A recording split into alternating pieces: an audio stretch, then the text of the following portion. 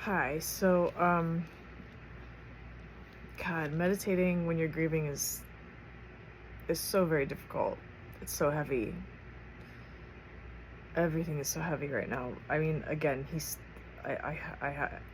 still with me, but it's going to be very soon. I'm making an appointment, and I've been just trying to come to terms with this, and it's been extremely difficult.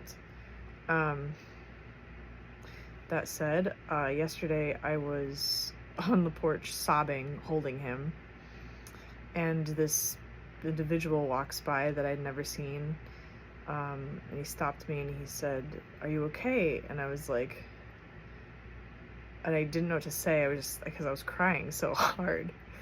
And he's like, "Can I come up?" And I was a little bit skeptical at first. I was like, "Great, what are you selling? Are you going door to door? Are you trying to sell something? Because I'm not in the mood for this right now." Um, and he just came right up and he's like, I was like, he's like, "Are you all right?" And I said, "I'm just, getting ready to say goodbye to this little guy." And he was like, "Can I pet him?" And I said, "Sure." And he said, he was like kind of emotional almost, like kind of. He said, "I just said goodbye to my Great Dane a week ago." And I was like, "What? Really?" I'm thinking, who is this? Who is this guy? What? He introduced me, said his name was Tyrone, and I'm just like crying, like really hard. Then he asked if he could hug me. This is like a complete stranger, by the way, someone who just walked by. And so I hugged him, and I'm just like crying on a stranger who's telling me that he just lost his dog a week ago and had made that decision, and it took him like a good month to even come to terms with it. And I'm like, this is so crazy. So I'm like really emotional just talking to him, and he was just such a sweet guy. Um, and and that was it. It was just such a comforting, it made me feel so validated and normal, and how random. It's just such a beautiful, I don't know, these are the things that, like, I feel like I'm so very fortunate. um every time I grieve, I'm encountered with things like this. It's just really kind of incredible. And I think it's partially because I'm just so open to grieving. I'm open, and I kind of just, I don't stop the process at all. And so I really truly believe that when you do that and you are just right there with it, and you allow it to happen, you allow it to be, you allow it to exist, and you don't judge it or get angry about it, or, well, you can get, anger is part of it, obviously, but I mean, you don't stop the process because it feels uncomfortable. You just allow it to be. Then you welcome a lot of really incredible gifts. And that was one that I was so lucky to experience. It was also funny because one of my friends had just said, this is like off topic, but not off topic.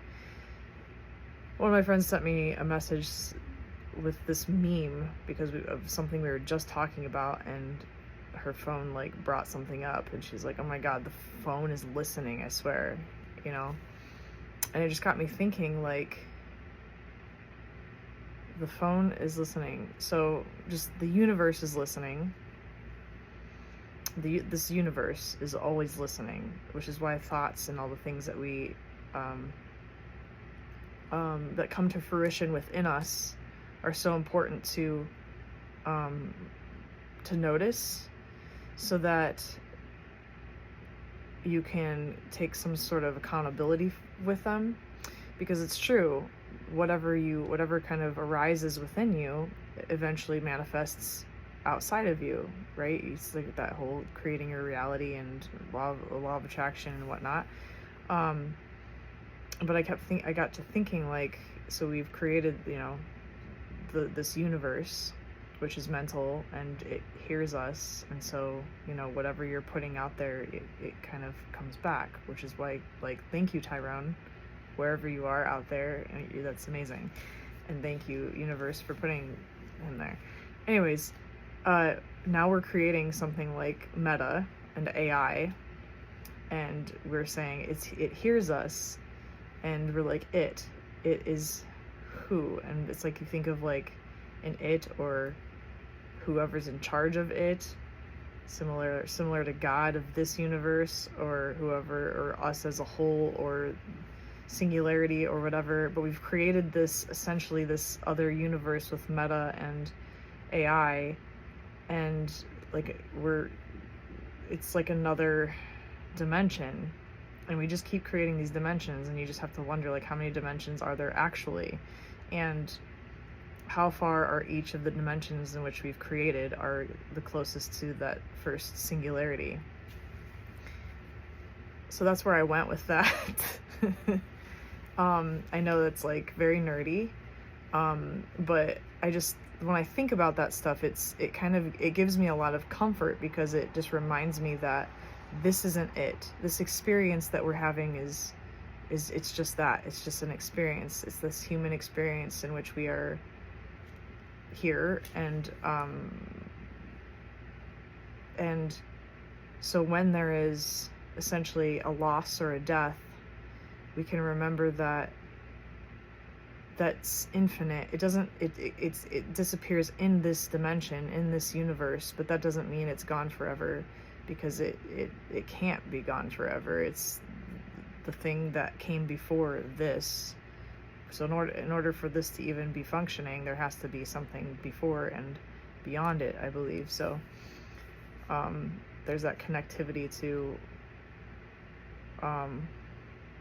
that always. So what we essentially lose here, we return to at some point in time.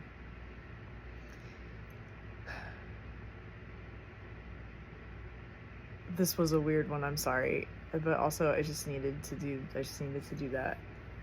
I am tired, and that's it. Thanks.